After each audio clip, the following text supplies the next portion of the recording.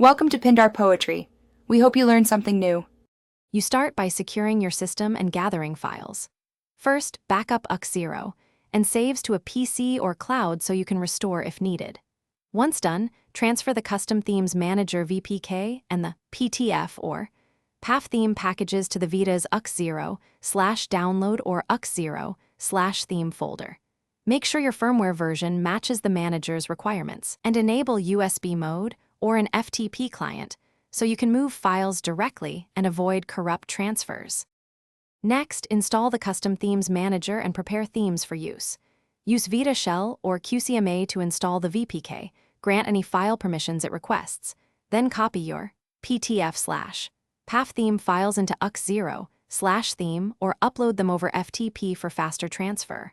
Open the manager and use the built-in preview to inspect assets, convert formats if necessary.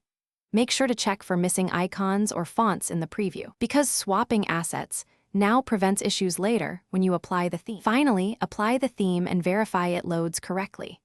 In the manager, select Apply, then reboot the Vita so system resources refresh and the theme assets register. If icons, fonts, or colors look wrong, restore your backup, reconvert the theme file, or replace missing assets in UX0/theme. If the manager crashes or won't open, boot into safe mode and reinstall Vita Shell or the manager VPK. Make sure no conflicting plugins are active before retrying to prevent repeat failures. Thanks for watching. Consider subscribing if we helped you.